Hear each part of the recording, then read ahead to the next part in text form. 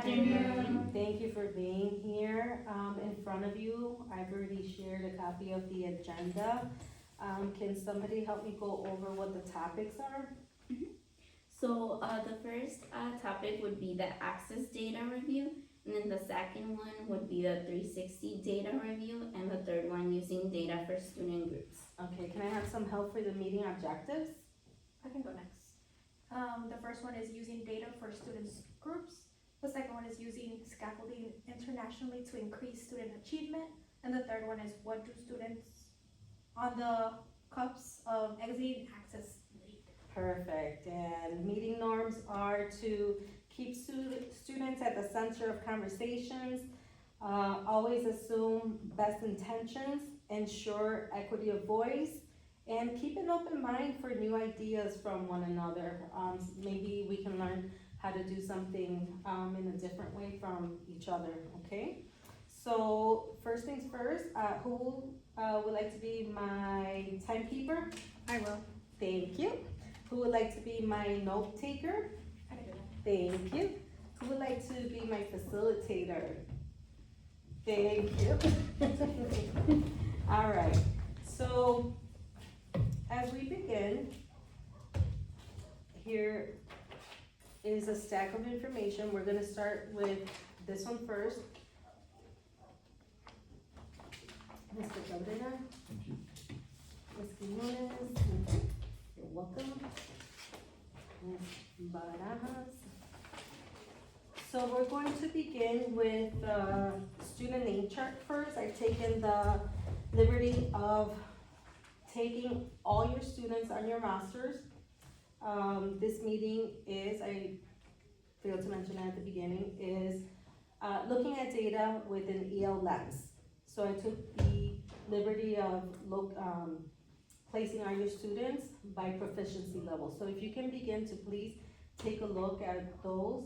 And we're gonna focus on the reading at the top. And I've also taken the liberty to highlight the names in the colors as they connect to Start 360.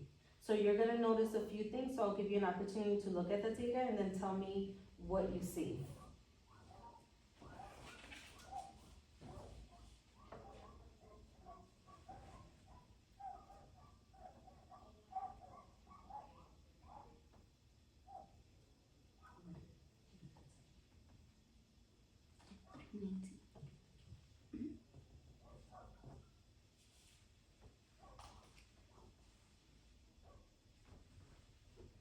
Okay, would anyone like to volunteer and tell me what you noticed based on the students being placed using the access scores by proficiency levels at the top for reading, and also coordinating and connecting the colors to Start 360? Does anyone? Would you? So what I notice is that most of our level 4s and level 5s expanding and bridging students are meeting or exceeding or on watch for, but they're still pretty high on Star 360. Most of our level 3s are intervention for developing English, and our level 1s and 2s beginning and entering are in intensive intervention on access. Is anyone else noticing that as well?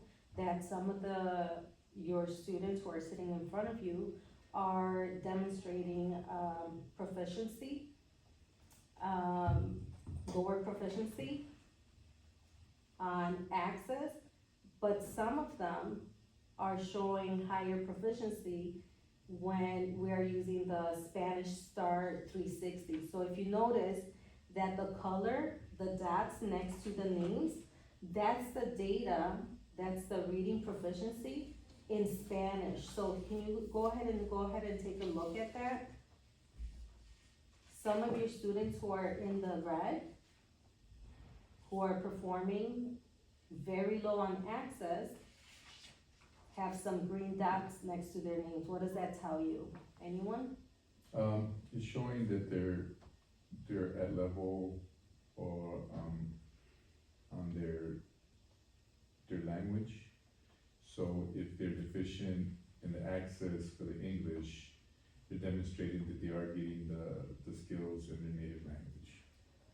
Perfect, so exactly, so those kiddos who are sitting in front of you, who are in the red in English, are actually performing very high in their language, native language, Spanish. So what are some of the things that this data informs you when you're thinking about your groupings and your stations in your classrooms? How can this help you? This is what I do. I like to group them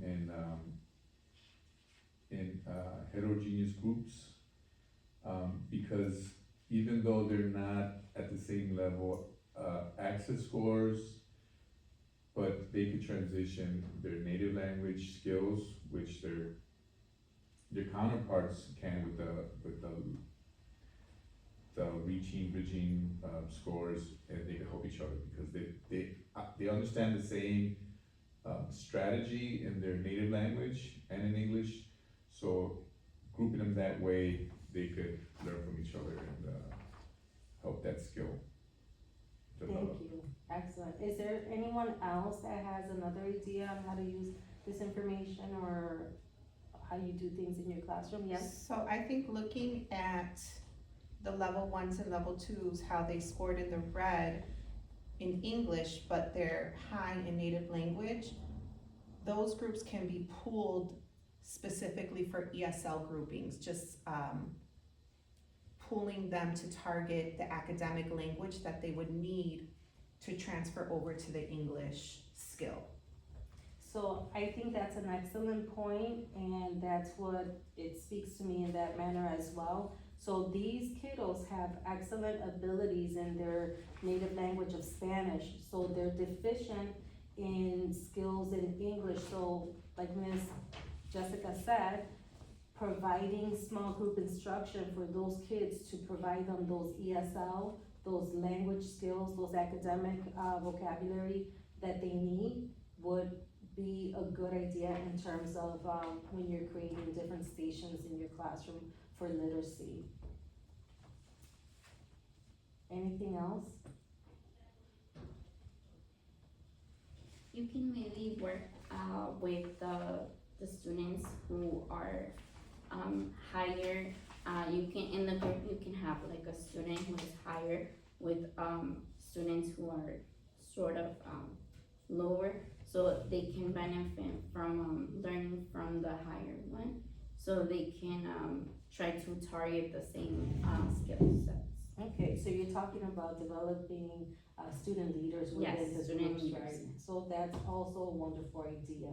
So I'm hearing two things: developing student leaders in the classroom to help push achievement within the smaller groups, and also what Ms. Jessica said in terms of pulling those groups for small group instruction, sitting with the teacher in order to develop those language skills that they need in English in order to progress. Thank you so much for that. Let's go ahead and now take a look at this document that you have in your packet. They're the access scores. And I would like you to take a look at the last column where it's the overall score. And just as a reminder, your students need an exit score of 4.8. So take a look at your students who are on the cusp of exiting the access and see what you notice, what's holding them behind. You have scores for reading, writing, listening, and speaking.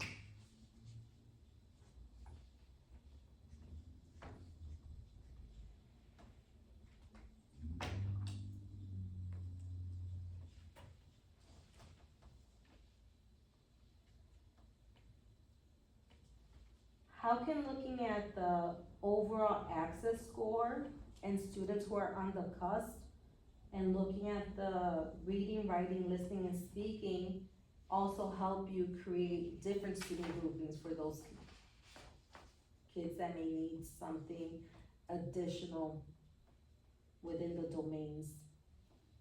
Yeah, I'm looking at it now and I have 5 students, they're like 5.5 and above. Un poquito más alto.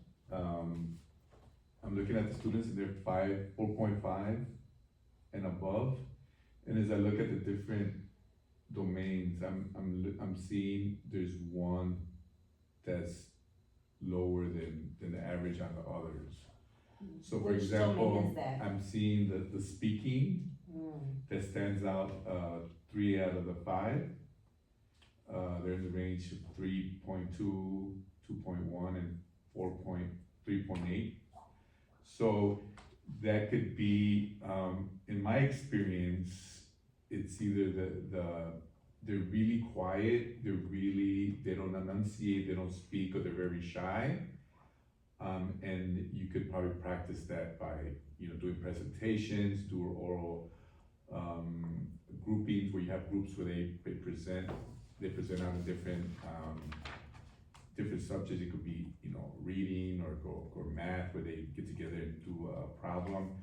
But I always notice that the quiet ones always score lower in the speaking and for those reasons. So that could be a target that you could work with these students so they could reach that level to reach and exit out. So I love that you said oral presentations, and just developing, getting away from, the student shyness. It could be even a station where they are presenting to one another and then progressing to whole class, presentations, but that's paramount.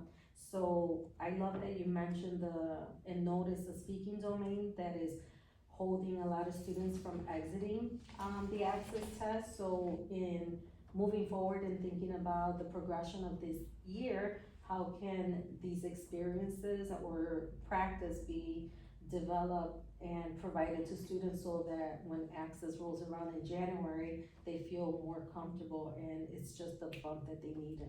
Anyone else? I agree. I also saw that my kiddos are very low on speaking, and we have been working on presentations, but it's usually the quiet students that are scoring low that I see. And that's a pattern, which I agree that usually the students that are very quiet are always scoring very low. And we have been practicing oral presentations. We also have been working in small groups. We're gonna do a project soon that presenting their biography in which they have to present to the class.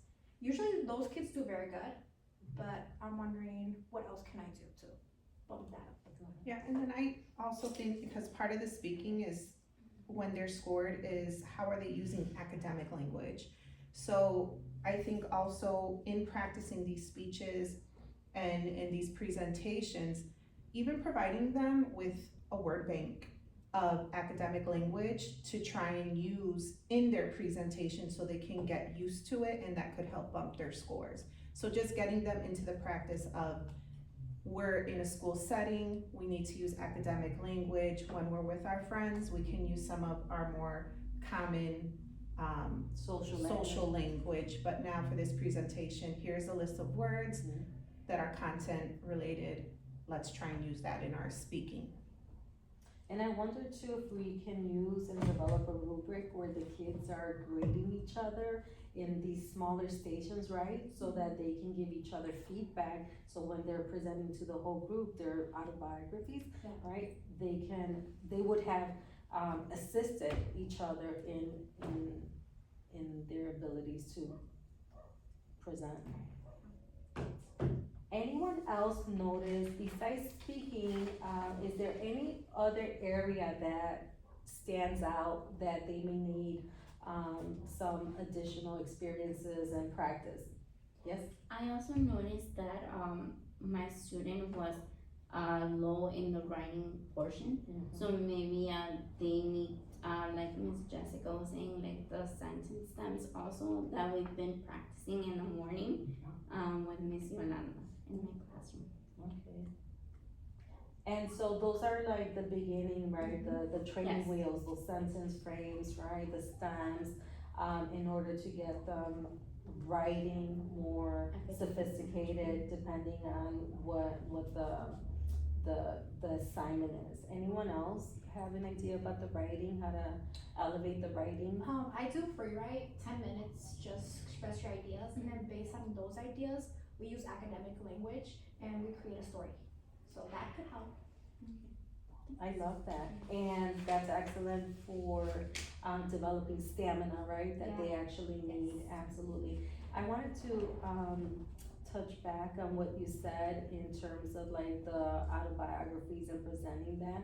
I think that's really great to also, develop that courage that they need outside of the classroom space. And another thing I wanted to say, I wonder if within the team, there could, not a performance, but I wonder if maybe some shyer students from a different classroom could then go work or observe one of your students, you know, giving their autobiographies, so that they can get that courage that they sometimes need and say, oh, so and so, they could do it, I can do it too.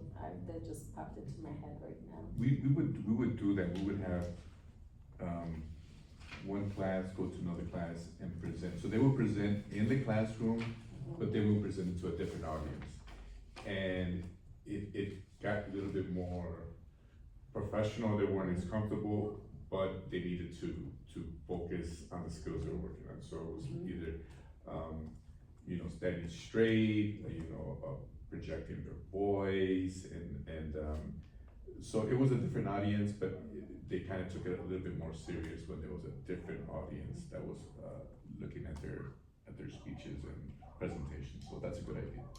That's great. It really does elevate the demand, right? And the focus that they need to give in order to give a good presentation.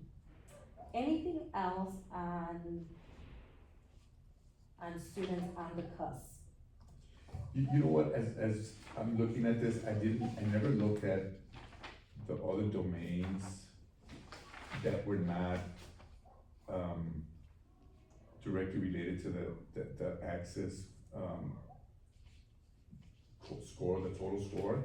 But I'm noticing that the students that have the listening 6.0 and have the low ones, to me is an outlier, because I know these students, and I think it is a matter of them also practicing talking on the headsets. It's something when you see them in classrooms and you know that these kids have the ability to understand and have that speech, but in the test itself, you need to talk into the microphone. So I think practicing with the little, you know, Bob Brown had said that they could talk into it and practice and kind of give them and coach them how to talk into it for longer periods of time. Because if you don't tell them to talk longer and kind of like express more, I think they kind of just shut it down. Because I know for sure these kids are way higher than that. So that sounds like a station, right? That Yeah. sounds like something. Go ahead. No, she said it. Oh, I just started a Mira and I realized that you guys have to use a headset and you have to speak into it. The kids at first are shy about it because it's like something new to them. They're like, why do I hear other voices going around? You kind of need to be a little bit quiet, but it does give them that skill that they need when they start testing. Excellent. And to your point as well, it's something that Ms. Jessica said too, providing them those academic words so that they can be ready and feel confident, right? Have that courage to speak confidently. All right, that's wonderful. I wanted to give you an opportunity to do two things before we close our meeting. Number one, I wanted to provide you these packages. They're the reading, listening, writing domains. And if we can take a few moments to look at what are the descriptors for the reading domain. And we have the proficiency level 6 through 1 or 1 through 6. And just go ahead and take your highlighters and pull out any words that stick out at you. So when you're intentionally planning for your instruction with ELs in mind or developing the stations or the learning centers, think about what your students are already able to do and looking at the access scores and their proficiency levels, what will it take to push them forward?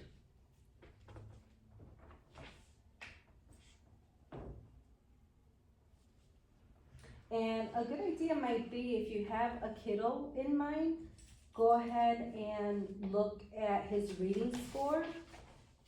And if it says 2.3 or 3.9, decide at the level that you wanna look at and ask yourself, what would this specific student need?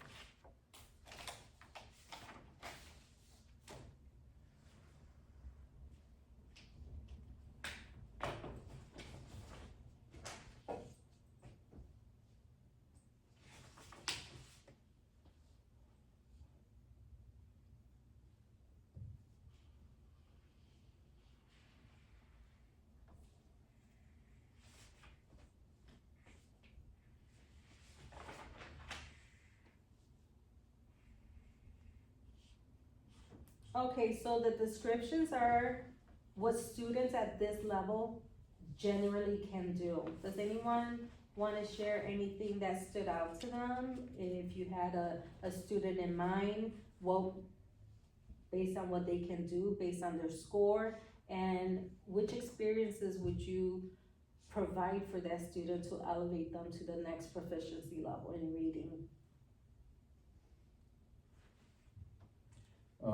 I'm looking at my student, I won't say her name, but, she's in the 3.5 range. And, I do notice that what they can generally do is, it's like maybe meeting the standard by identifying the main information that tells you who, what, and when, and where something happens. But then if you wanna take it to the level 5 or 6, I think they want them to be a little bit more purposeful and more detailed in what instead of identifying, I'm just looking at some of the words such as synthesize information with multiple sources, use various texts, so a little bit more complex. I think at this time of the year, I think we probably are doing some of the intro parts of it, but we are gonna get into some of this other stuff, like definitely the multiple texts. So I could see how you could raise that level from some of the basic to a little bit higher rigor. I agree with Mr. Carrera, cause I was looking at those verbs, identify, classify, and Bloom's taxonomy came into my head right away. Because, in the level 1s, it's mostly just identifying, but then as you get into the 4, 5s, and 6s, like he said, it's connecting, it's summarizing, synthesizing, evaluating. So just also keeping that in mind. Excellent, and ensuring that the kids know what those words mean and what they're being asked to do. Excellent. I wanna share this blank document with you. It's similar to the first one I gave you, except this time, if you can take just 2-3 minutes to think about like one group change that, looking over this information, gives you an idea to reshuffle.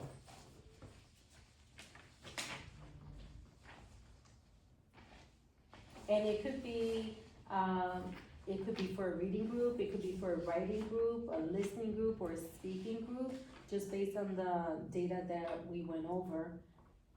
What is a group that you're thinking about elevating moving forward?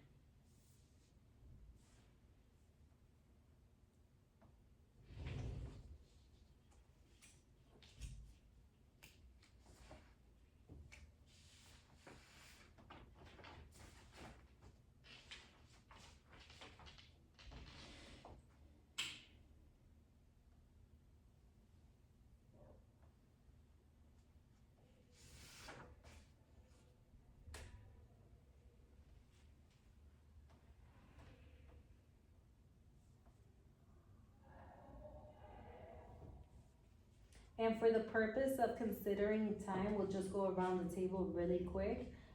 You don't have to give the names of the students for your new group, but if you could please share, what is a group that you are thinking about reshuffling or intentionally grouping certain students for the purpose of a certain domain? If anybody would like to go first?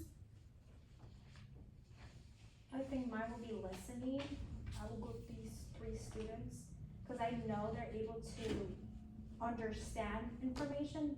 They're just on the cusp of being able to evaluate others' ideas. I think they need to be able to expand. They are able to, okay, I can listen to you and I can repeat it, but I cannot grab that information and expand from it. Those are the 3 ones that I kinda wanna push towards to expand. Excellent, and I can also send some scaffolding ideas in order for you to be able to do that as well, okay? Anyone else, one more person? I like the word, the description you used earlier, when they're in the cusp of moving to a different, level. So I see some in the writing, that are really close to going to the vision and reaching, so I would focus on that group. I would also focus on this big group in the speaking, and I know these students already for a quarter that I know they're not at the beginning, 100%. So definitely, I could definitely move them up to, for sure, developing, and from that group, even some in expanding. So I would definitely take those groups, and I would consider those like easy wins to keep that ball moving forward. Maybe at a later meeting, we can sit down and set some goals, right? So when access comes around, we'll see if those kids were able to exit based on the intentional planning that you provided to them. Okay, so thank you so much for meeting and sharing your time with me today. Is there anything else that for the next meeting you'd like for us to cover? Make sure that we are intentional about our time with one another. Is there anything for now? It's okay if there isn't. I think, the goals would be like an excellent idea for next meeting. To Yeah. determine To determine and the goals. identify the kids that you know that you're able to push, so to exit that the access. That's excellent. We can do that, we'll do that. Thank you again for being here, and I appreciate